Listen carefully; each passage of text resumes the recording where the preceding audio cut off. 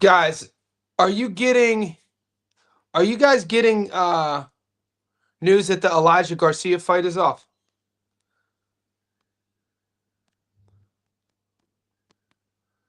Somebody messaged me, I can't find it. Elijah Garcia fight off question mark.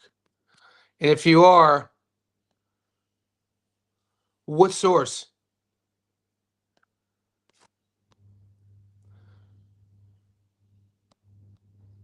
And if you are getting that, let me know what source that is cuz I can't find it anywhere.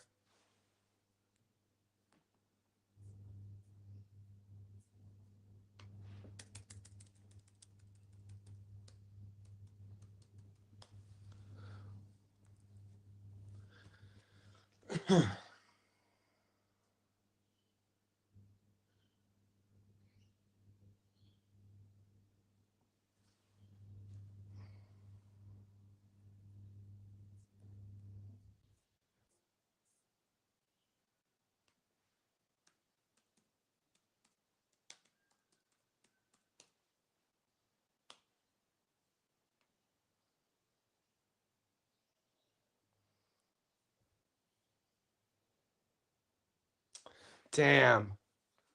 Dose of boxing, set it on his ex. His opponent pulled out. Now, did you hear that he pulled out due to PEDs? Dose of boxing on X. Because yeah, it's off of BoxRec and it's off of the betting apps.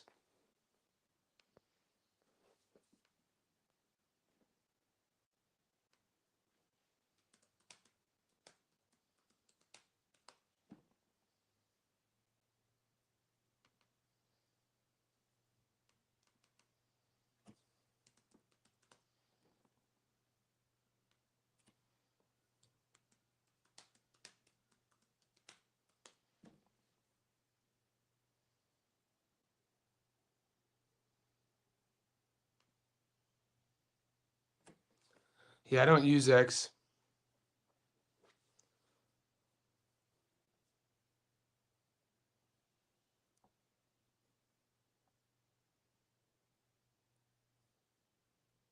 This can't be the same. This can't be the same guy. 100 followers.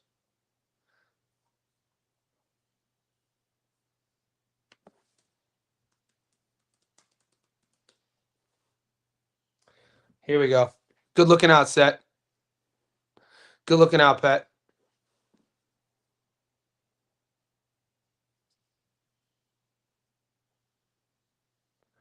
Because this is a conversation we have to have if it's what I heard. All right, here we go. This is horrible. This is insane. Elijah Garcia's opponent has pulled out of their bout scheduled on Saturday. Pitbull undercard. Garcia is now set to return January 31st. I wanted to see this fight. I've been covering Elijah for the last few years. Elijah Garcia off of the card. That's about it. No one's really saying anything. I'm not logging in. All right, that's another fight that's off that I wanted to see. That sucks. I guess the rumors are just speculating. Elijah Garcia fight off. Because somebody messaged me and said it was because of PEDs. Somebody said this opponent. Pat, did you hear that his opponent pulled out because of he failed a drug test or no? All right, we'll move on. You still betting on? Yeah, I'm taking Paul Fleming to beat Jake Wiley. It's my dog of the week, guys. Every time we pick dogs, it's going to be a bit of a gamble. You know what I'm saying? That's why we play the game. We'll check the sports bet odds. See if they've changed.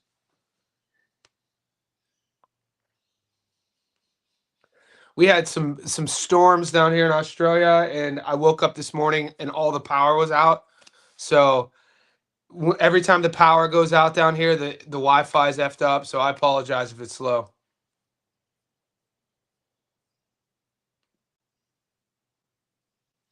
All right, we're checking the current odds of Paul Fleming versus Jake Wiley.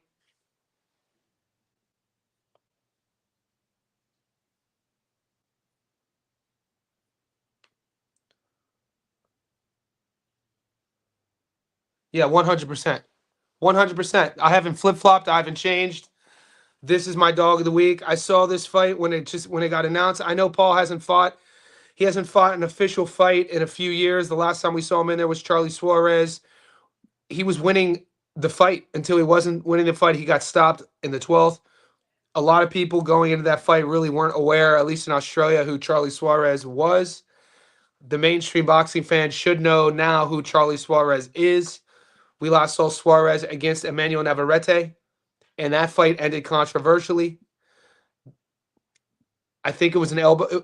If I remember correctly, we were live streaming it. It was either an elbow or a headbutt that was rolled a punch, and the fight stopped technical TKO, and it should have been a no contest, no decision. I'm not complaining because I won a lot of money on that stoppage, but in the fight, you got to see Charlie Suarez's skill. So if we're playing triangle theories and we use that, granted that was like within the last 12 months, we haven't seen Paul in the last few years. Fleming is an Australian Olympian. Watch his tape. He's a tall, long, slick southpaw. If he's 80%, if he's 70% of what he was against Suarez, he's going to beat Jake Wiley. There's a lot right. This is Fleming will be fighting for his career. Fleming's a guy who has a family. He means a lot to his community. He's a guy that a lot of people feel like throughout his career never really broke through like he should have broke through. And he's getting another shot. I totally expect Fleming, especially if he's healthy. I'm taking him as the dog. Plus 225 is excellent odds for a guy who's as skilled as Fleming. Jake Wiley's rolling off that momentum against George Kambosos and getting signed by Eddie, and Paul Fleming's in a perfect position to take that. And at 37 years old, we have seen as of late in boxing that not being the end of the road. Jazza Dickens did it in Turkey against Badr Gaziev. We know what Crawford's doing. We know what Usyk is doing. We know what Arislandi Lara is doing. So the age conversation for me really isn't enough for me to pick Wiley. And Paul Fleming's the better boxer. We'll see. If he's in there, we'll know right off jump because this guy does rely on speed, skill, intuition, reflexes. So we'll see. I think it's a fun dog to take, though, to answer your question. Megan Campbell, Pete, do you have a source? So Megan Campbell was answering. Thanks for answering my question. We started this live stream talking about another fight on this card on Roach versus Pitbull has been scrapped. I wanted to see Elijah Garcia fight. That fight's off. His opponent allegedly, Twitter is saying his opponent pulled out. I was getting messages this morning from people saying that his opponent popped for PEDs. This is definitely a chat we need to have. We know what happened with Janibek. We know that fight's off. We know that Lara is now fighting Johan Gonzalez. Just this happens way too often in our sport. At least 75% of the card will be streamed on YouTube, including the Frank Martin fight. Nice. I didn't know that. Thanks for that. Lara will start the main card. Foster and Fulton to co-main. Yeah, they just here. I'll show you guys. They just announced this.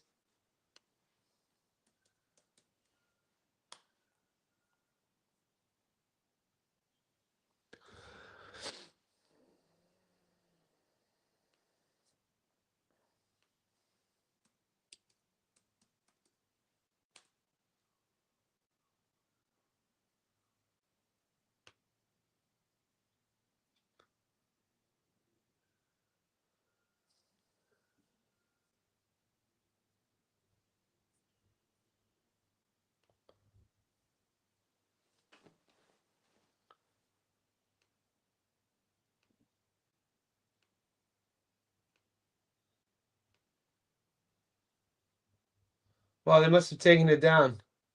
They did announce they had their fight order up. They had put it on their Instagram, but now they've taken it down, probably because the fight has been scrapped.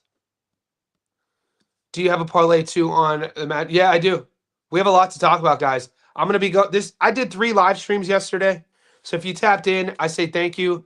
This is my first live stream today. I'm gonna do at least one more because we got to talk about the UFC as well. So wherever you guys are tapping in, like this video, subscribe, join the Discord. The link is pinned in the comment section. It's a couple bucks a month. We have the Matchroom card to talk about. There's a card today that I'm gonna do a 2-leg parlay for the card today in Thailand. We have obviously the card in the US and then the UFC. So there is a lot to talk about. I'll pull the odds up real quick. Mike from Melbourne, sub Johnny, thoughts on Lara's new opponent? He beat Jared Hurd, who Lara lost to in 2018. Yeah, Johan Gonzalez, not this version, mate. I mean, I tend to have my own sort of perimeters with betting. Off jump, Lara beats him. You need a training camp to beat Lara. You need a specific training camp to beat Lara. Not Johan was training and he was on the card, he was in camp. No, you need a training camp when you know you're fighting Lara to beat Lara. And obviously look at his record. And throughout his career, that's not enough to beat him. Johan Gonzalez isn't beating Lara. Now, from my own sort of ethical perimeters, I tend not to bet on short notice fights because of that. There's a lot of action. We don't need to force anything. So whenever, for me personally, whenever there's pullouts, last second replacement fights, I don't bet. Kind of like what I'm doing. We all have our own perimeters. NBA parlays, for instance, I'm an NBA prop better. Whenever there's a player who's coming back from an injury or like a player who maybe dropped a career high, the next day, his next game, I'm not betting on him. So that's just an example of perimeters. I have no bet lists. You know, for instance, somebody asked me why is Jan Blachowicz, who's fighting this weekend in the UFC, why is he on my no bet list? Look at his last 6 fights. I think he might be 1-3-1 in his last 5. No bet list. Domestic British heavyweights, no bet list. You guys bet on TKV and Fraser Clark? I didn't. No bet list. I didn't. If I throw a fight on a long parlay, I don't really technically consider that me featuring the fight. Remember, guys, if I'm not really specifically asked about a fight like this, or if I don't do a Stats Stone Live video, I'm not really betting on that fight. Like last week, I only did one Stats Stone Live video. The only fight I truly bet on ended in a draw. Cameron Vong versus Gavin Gwynn, the rematch. But I know there were a lot of upsets. I told you guys last week, going into last week, and this is the last thing I'll say about last week, because it was a weird week, is that we had like 40 C-level fights. Whenever there's that many mid-level domestic fights, you don't have to bet on all of them. You know what I mean? Maybe pick a handful, and that's that. What's up, Boxing Wiz? Janibek messed I layup. I know. Well, we like to think it was a layup. I had a simple Janibek plus Roach. Same. We could sleep well though, Boxing Wiz. We could sleep well knowing that Alam Hanale messed our layup. Although, do you remember when we said this about Caleb Plant versus Resendez? We said the same thing. I still haven't seen those drug tests for Resendez. As soon as that fight ended, like the one thing you have, the older you get, and the longer you're in this game, whether you're a boxing nerd like a lot of us here, a guy like myself, a guy like Boxing Wiz, a guy like everyone in this chat, or a girl like in this chat who grew up around the sport, you could see patterns. You could see repeated patterns of performances. And then you could start to think and kind of analyze, wow, that looks off. I remember watching Frankie Rod versus Galal Yafai, and going into the 8th round, I thought to myself, wow, this looks off. I was like, the Frankie Rod's output is insane. I was like, and I said it on the live stream. This is when I was live streaming fights and I got flagged. So this is why I don't live stream during fights. I got audio flagged and got a copyright strike. But I remember saying it. There's receipts. 8th round, I was like, mate, I got to see Frankie Rod's drug test after this. His pace and his output for a high-level, world-class professional boxing match was way too high. And sure enough, he popped dirty. Resendez against Plant. I'm not taking anything away against Resendez. I said this during the weigh-ins. When I saw what Resendez looked like against Caleb at the weigh-ins, I'm like, holy shit. I was like, I've watched this kid fight before. This dude looks different. I don't know if our intuition isn't always accurate, but sometimes you kind of see things and you're like, holy shit, this dude might pop. I still haven't seen those drug tests. Fulton or Foster. We're gonna get to Fulton Foster. Let's do it. Fulton and Foster. Let's pull the odds up.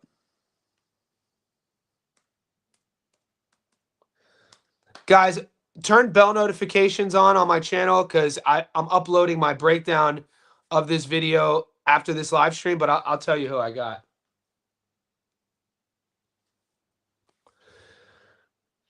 And so I went on Gary from 3D Boxing's live stream. We talked about this fight. And I like Shock, man. I like Foster to beat Fulton. There's a few reasons why. I think Foster's the meaner guy in there. I think he has the more power. I think he's going to be the more physically bigger guy. I think he's the more well-rounded boxer in there. Another thing is, it's hard for me just a couple fights ago to get past the fact that Fulton in power is going to be a narrative in this fight. Either power or the lack thereof. Also respect in that pocket because both guys like to catch and shoot in the pocket. Fulton's path to victory is in the pocket. It's hard for me to get past Fulton getting stopped by a small 126er. Granted, it was Inoue. He still got stopped in the 8th round against a small dude. Shock is way bigger than Inoue and has a different skill set, a different bag, is going to fight him differently. You mix that with Fulton not having a stoppage victories, I think since 2019. If I had my stats up, I'd be able to pull it up.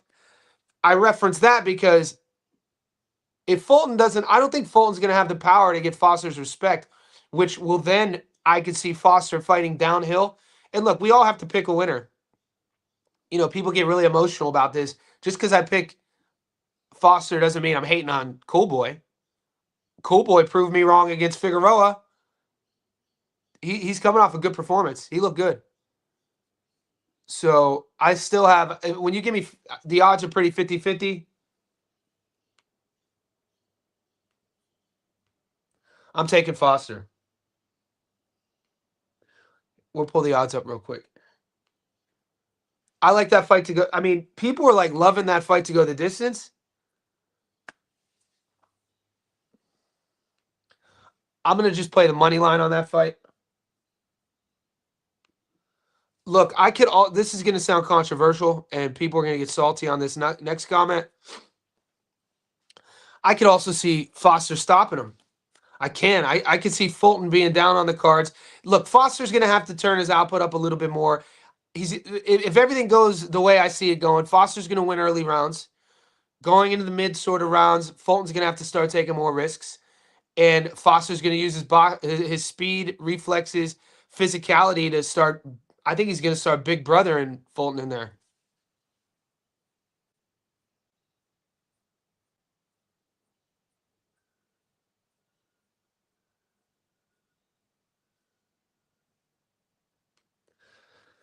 Yeah, these are the odds at the moment.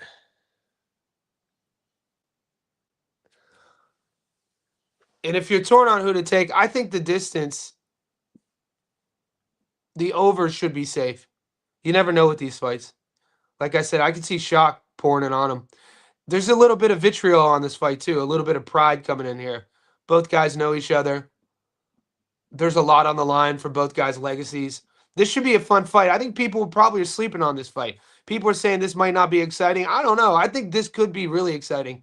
This could be a firefight.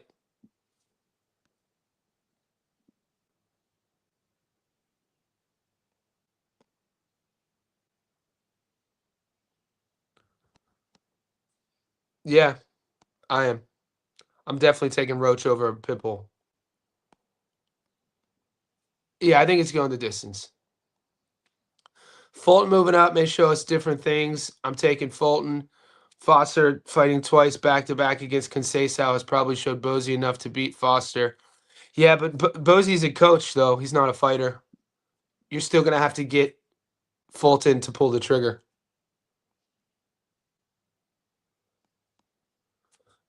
Yeah. Cool Boy, I mean, we'll see. I'm not here to try to change any of your mind. I'm just answering questions. So you guys ask me, I'll tell you what I see. I can see Foster winning as well. Don't get me wrong, as I'm going to play it safe. I think the over is a safe play, guys. That over, let's see what the over's paying.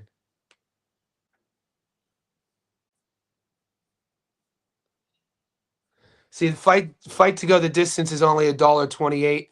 Not a lot of juice there.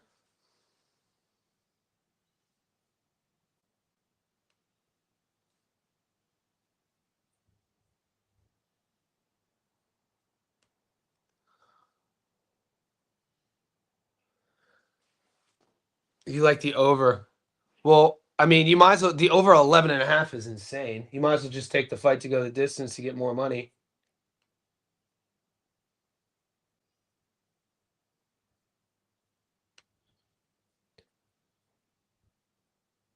Like, what over do you like? You know what I'm saying? Because the odds are shit. Because everyone's saying this fight's going the distance. So you might as well just take the fight to go the distance at $1.28. Because what over? I mean, over what? None of the overs have none of the overs are given a better price package than the fight to go the distance. Over 11.5, $1.20. Over 10.5, $1.17. If you're gonna do the over, just do. Will the fight go the distance at 128? That's a better price package. That would be the move if you're looking for logic on the over. I'm thinking about just watching Shock versus Cool Boy as a fan. I agree. I like the, but yeah, the over really isn't. There's really isn't really doing much for you though, is it?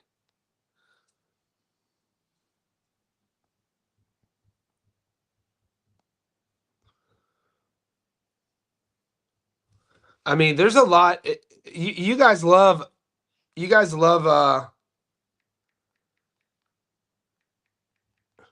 triangle theories. Let me show you something real quick.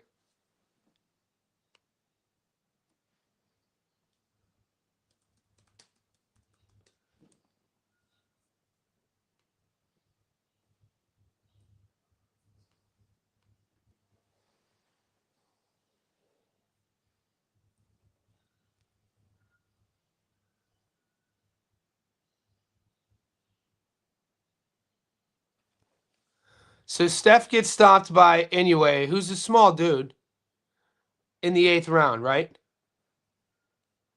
If you're playing triangle theories, Stephen Fulton gets stopped by Inoue in the 8th, but a small MJ goes the distance. A small MJ's not a big dude. MJ went the distance with Inoue. So if you're playing triangle theories, MJ went the distance with Inoue and Fulton couldn't? What are you talking? You telling me that Foster couldn't stop MJ? Little ass MJ.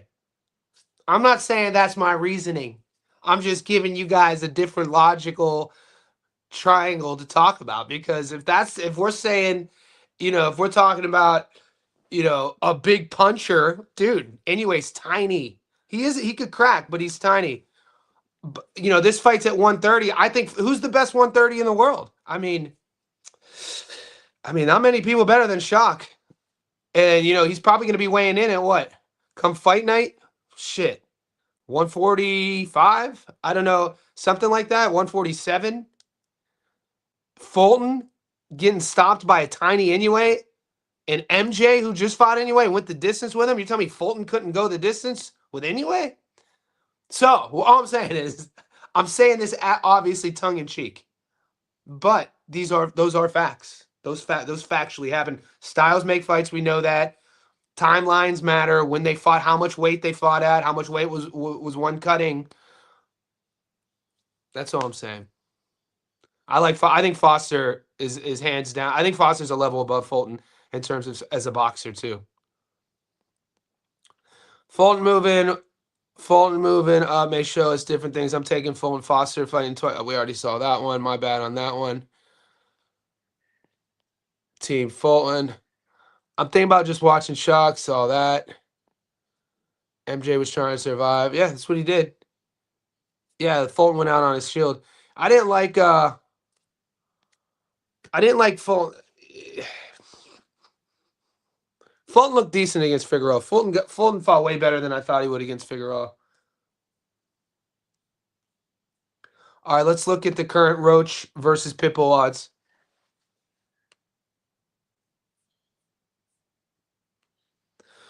Because this is another one that has the boys torn.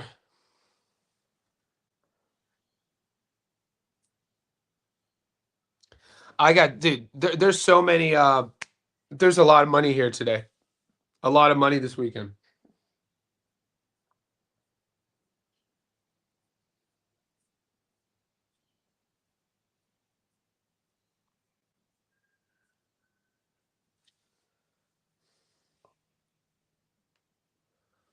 All right, I'm glad money's starting to come in on Pitbull, which is good.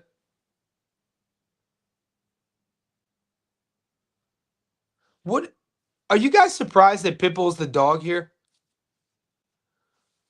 It's kind of worrying me a bit.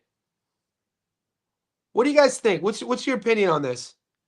Do you think that Pitbull should be the dog, or do you think that Roach should be the dog? Somebody sell me on why Roach is the favorite here.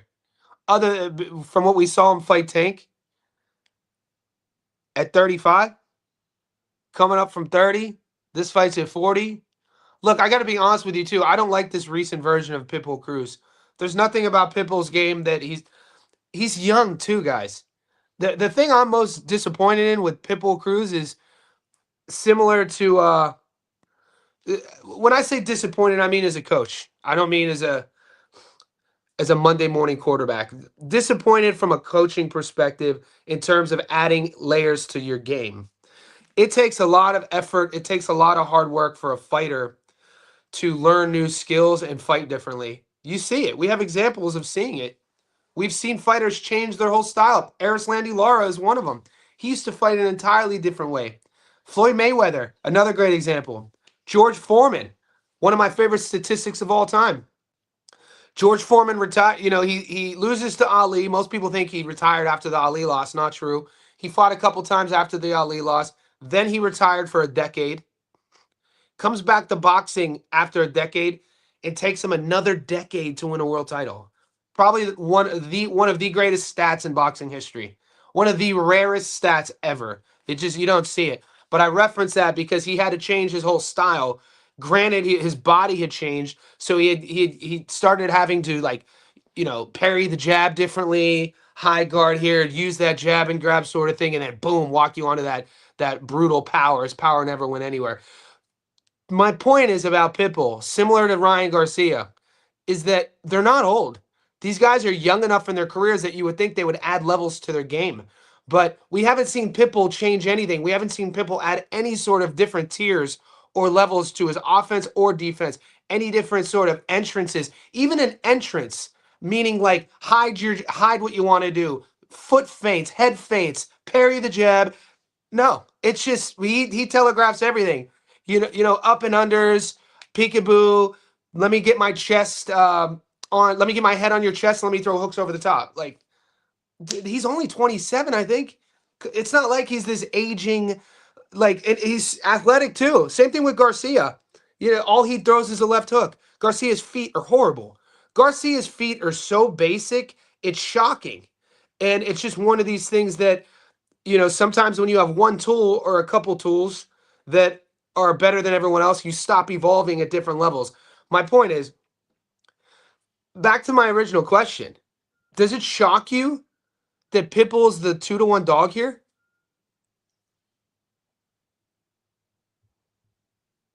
What are your thoughts on that? Because if it doesn't shock you, then this is an easy win for Roach. That's what I was getting at. If those odds don't shock you, this is an easy win for Roach.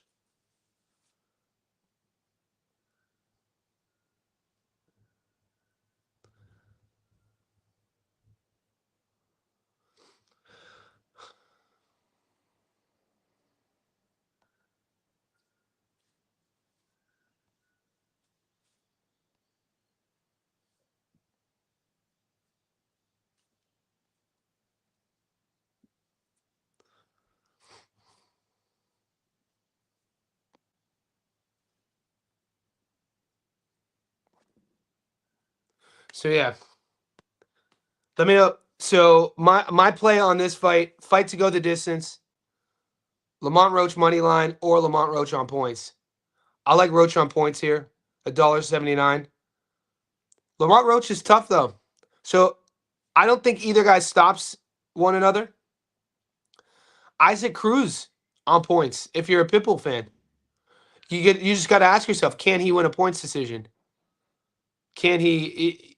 And if you're a Pitbull fan, you'd have to say yeah, because he really doesn't. Is that style like Lamont's really not gonna make him work? Saying that Cruz jumps out to a points lead, saying that Lamont, the thing I hate the most, only a handful of fighters ever, only a handful, maybe two ever, have been able to give rounds away and compute data in for strategy. Announcers say it way too often. He gave that round away to compute. Only a handful. Floyd was one of them. We've seen Bud Crawford do it. Now, if Lamont Roach chooses to do that and feels that his bag is skilled enough to come back from a 2-0 deficit, a 3-0 deficit, it's a 12-round fight, then if you're a Pitbull fan, I mean, his style isn't going to degrade. Pitbull on points. I think the play here is either guy on points. I'm going with Roach. I like the distance as well. Those are a couple of my plays here. What's up, Gary? I don't know. I think Pitbull Cruz could be a banana peel, mess up slips. My name's Johnny, though. This is Johnny, big dog. Johnny, do you think Roach will make this fight look easier than Tank? That was a tough fight. I mean, I think Pitbull is going to make Roach work way harder than Tank. They're two different fighters. We know that. You boys know that. We're educated here. Tank likes to live with countering. Tank is fine with waiting for you to make a mistake and rely on his speed, power, and reflexes and timing to get you. This is how he operates. He just definitely underestimated. He underestimated Roach. I think everybody underestimated Roach's catch and countering, his grit. The thing, one of my biggest takeaways with Roach in that fight was the dog. And how dare I ever underestimate any pro fighter? You know, Roach's only loss was in 2019 to a prime Jamel Herring. And I hate how people try to throw away. Dude, Jamel Herring in his prime was a goddamn nightmare. Legit world champion. So people are like, what about his loss? He lost to Jamel Herring. It's like, bitch, Jamel Herring is a world champion. So, like, that was 6 years ago. Going on 7 years ago.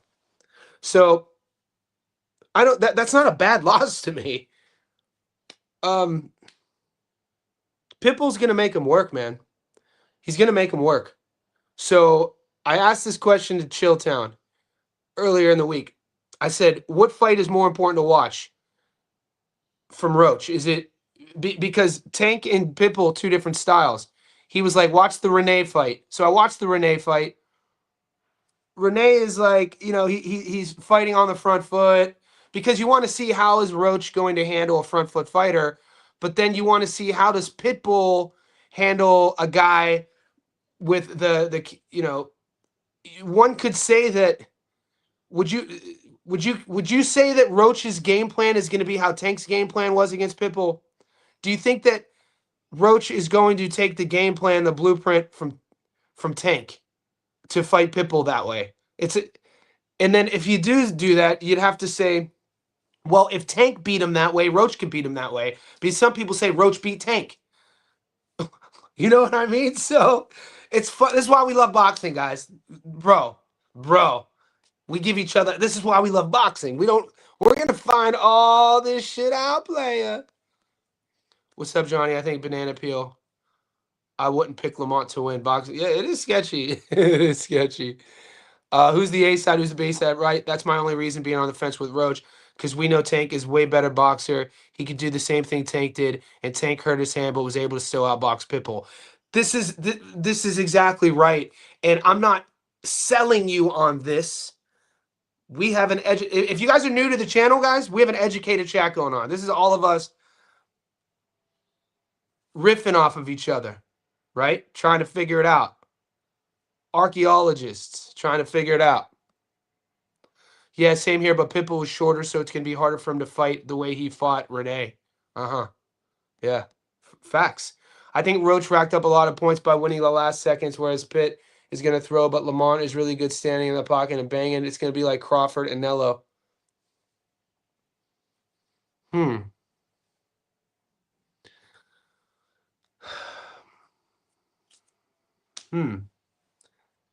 I'm not saying it's not. I want to move, guys. I want to pivot to the UK real quick.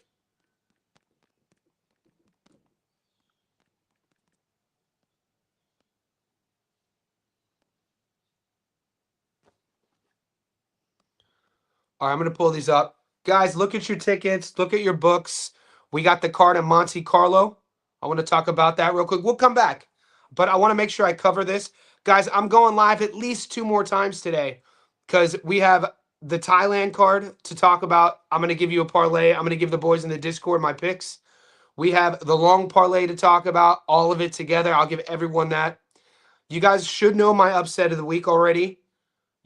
I have the prop of the week in the Discord, and we have the UFC to talk about. There's some great odds on that UFC card. I got about 3 fights I'm going to play heavy on. Let's talk about the Matchroom card real quick, though.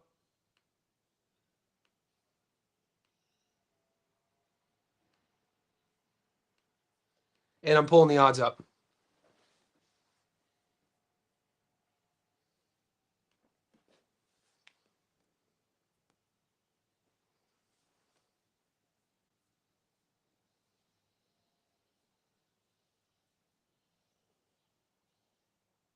Okay. Hugh McAuliffe.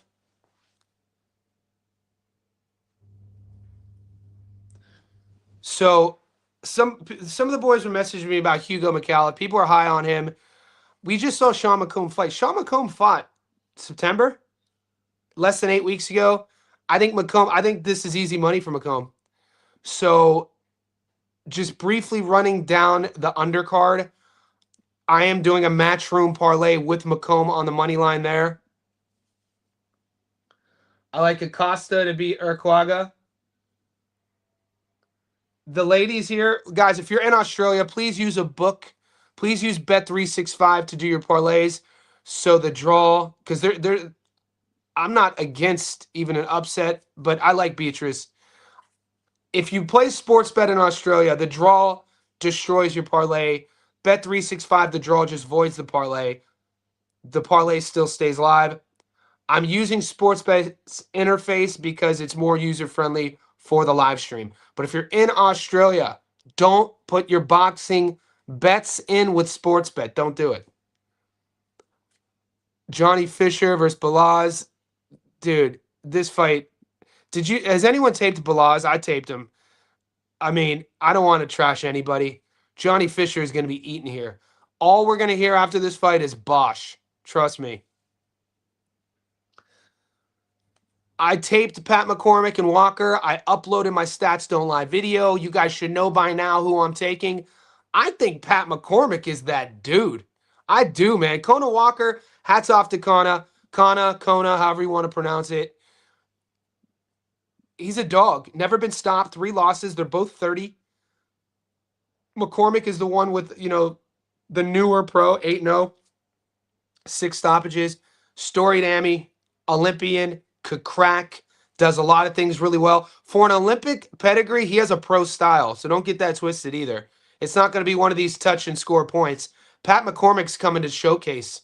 This is a showcase.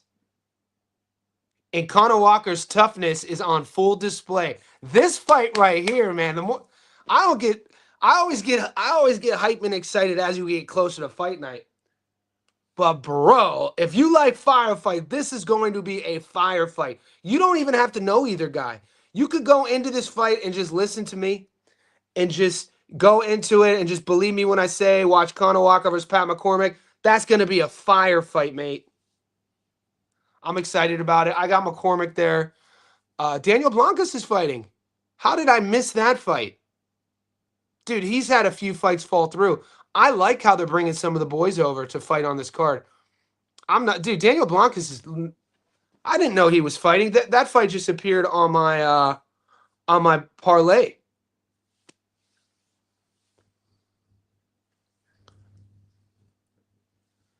Yeah, dude. The internet down here. Q Paul Wall. Q Paul Wall. What's Paul Wall say? I got the internet going nuts. He got my internet going nuts. The Fresh Prince of Monaco. Peter McGrill beats Masood. I tried. I started the beginning of the week on Masood. Peter McGrill's another one of these guys that I think he's. Give me a second. I'm gonna pull it up on the phone. I just want to double check before I say my next point.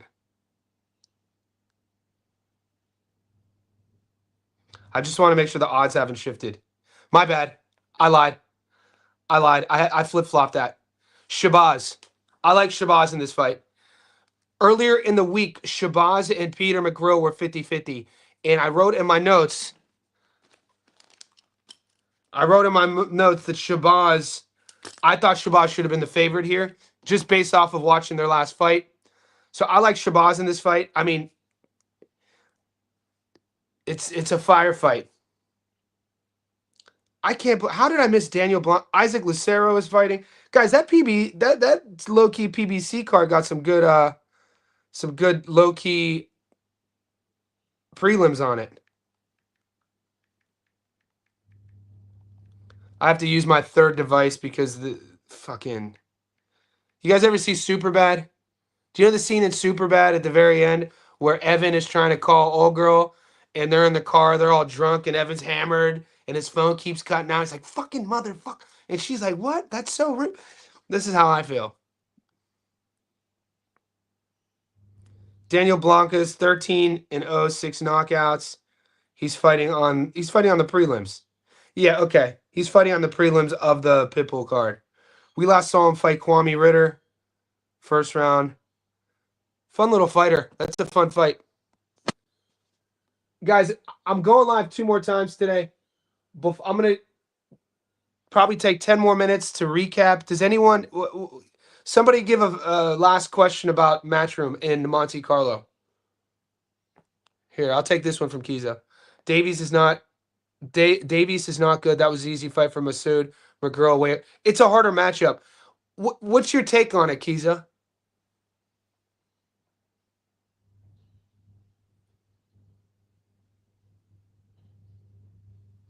Kiza, how do you see this one going? Do you like Shabazz or do you like McGrill? McGrill on points. Interesting.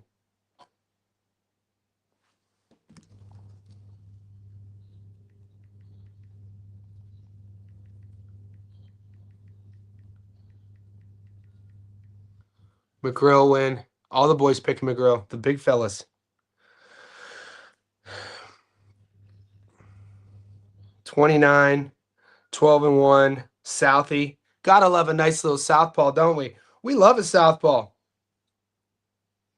Shabazz Masood. 4 knockouts. The Maverick, 5'7". Liam Davies won a split. You know what, guys? I think both guys are going to bring the best out of each other. I think the fight's going to go the distance. If you guys are, you don't have to bet on every fight. If you're torn on the outcome, see with the fight to go the distance. Masad can't crack, so not going to worry about McGrill's chin so much. Here's Thailand in the house. Should I add knockout Freshman and Fleming to my matchroom parlay? These British and Japan fights are. Yeah, so Fleming's taking place in Australia. Paul Fleming's Jake Wiley fight. Paul Fleming is my underdog of the week. Personally, I don't add my dogs on parlays, but I like it. Freshmart A-side in Thailand. He's fighting a tough Argentinian fighter. But look, Freshmart is what, 37? He's fighting a kid from Argentina who's what, 35, 36? I like Freshmart. I like CP in that fight. So I'm not mad at it.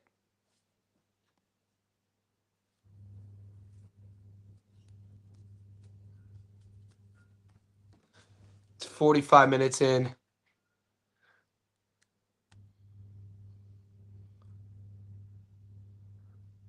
Zarate. He's fighting Zarate. It's a fun fight. Maybe the draw might be live. I think the fight goes the distance as well, if you could get that. Will the fight go the distance? Yes. I mean, we're not going to write letters home to our families if it goes the distance for $1.20. You know what I'm saying?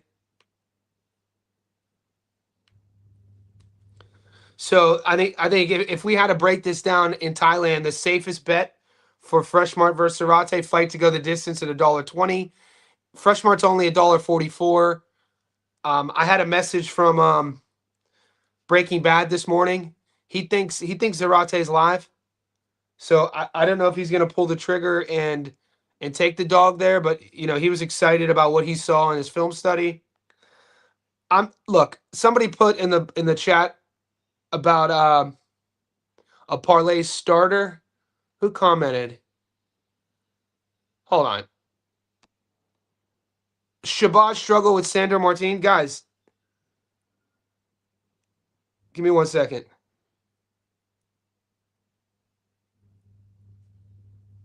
He didn't fight Sandor Martin. Sandor Martin's a dog. Are you talking about Jose San Martin? Okay, I saw San Martin. I thought you meant San. I was like, dude, they didn't fight, and B, Sandor Martin's a goddamn dog. That dude is a rough night at the office for anyone. But you're talking about San Martin, a different fighter. Don't matter if they live. It's entirely true. Yeah, I like I said, I like Freshmart on points. Fight to go the distance.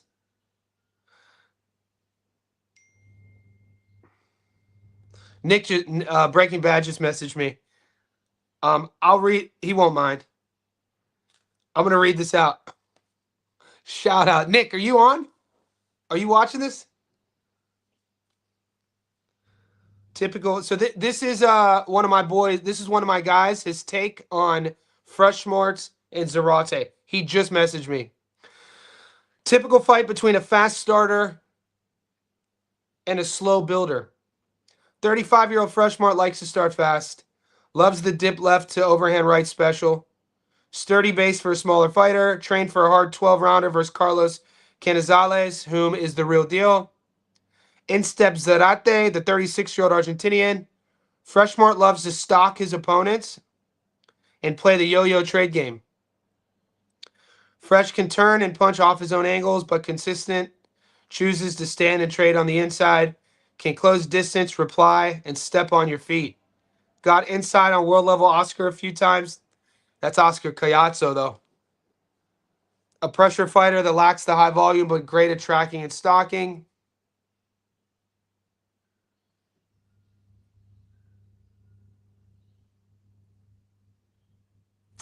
Yeah, short camp. He might. If you guys are in the Discord, I'll message you in the Discord. I'm not betting against Freshmart. That's all I'm saying. Freshmart's my play. I like Freshmart on points. Freshmart money line. Freshmart the fight to go the distance. Pick one. I think we're good there. I don't think Zarate's live. Sandor Martin arguably beat Tio, and that's exactly how Shakur going to do him. I mean, watch Sandor Martin versus is it Alberto Puello?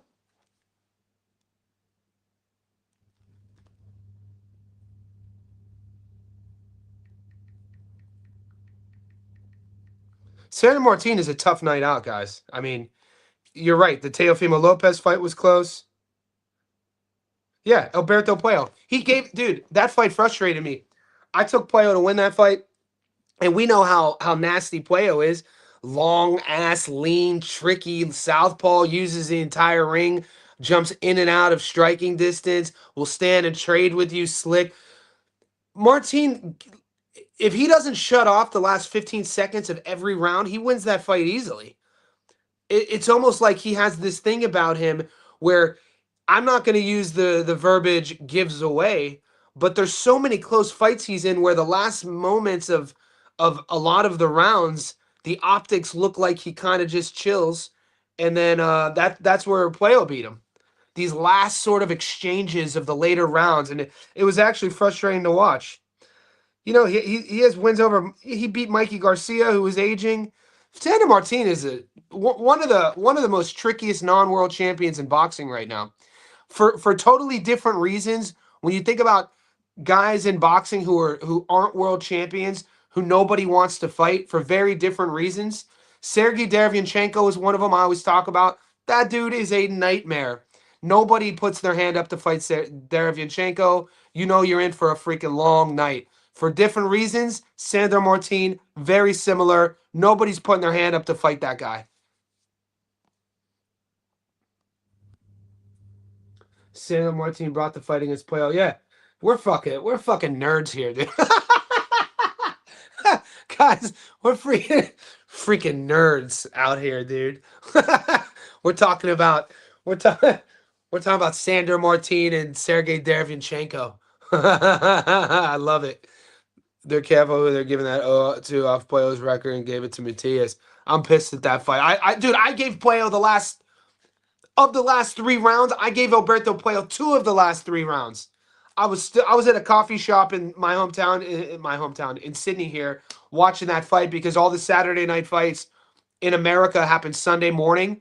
So my girl and I are getting coffee, and I'm watching. I was like, I got this shit in the bag, dude. This is another one where we still good. I took Puello to beat Matias. I was like, we up. I had the meme ready.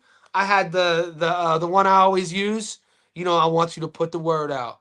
We back up. It was already about to get uploaded, and then they read the result. I was like, man, that y'all out here crazy. Puello beat Matias. That's a hill I'll stay on, boy. UMG is Ben Mahoney. Dude, Ben Mahoney's legit. I don't believe in locks. I think there's no such thing as a lock in fighting in life. But I'm taking Ben Mahoney to beat Winston Hill. He's been inactive. He's had a lot of bad luck in terms of fights falling through. Still good. Yo, if you standing there, he was like, the best box I ever got, the box spot. Still good. That dude is out of his mind. That dude, out of his mind. I always mention Bektimir Akhmedov talking about people that haven't won titles, but some people ain't nerdy. Yeah, no, good call. Yeah, Winston Hill was an Olympian. We know a lot of Olympians that we've never heard of. You got to do. Have you taped Mahoney? Mahoney's a real fighter. Jason, the Maloney brothers are on my no bet list. I don't. He's a big favorite here. This is an A-side fight, guys. There are feeder fights on this Australian card. The A-sides are set up to win these fights, except Jake Wiley. Let's go, Paul Fleming. Let's turn the clock back. Let's get the dogs eating. Guys, I'll catch you in the next one.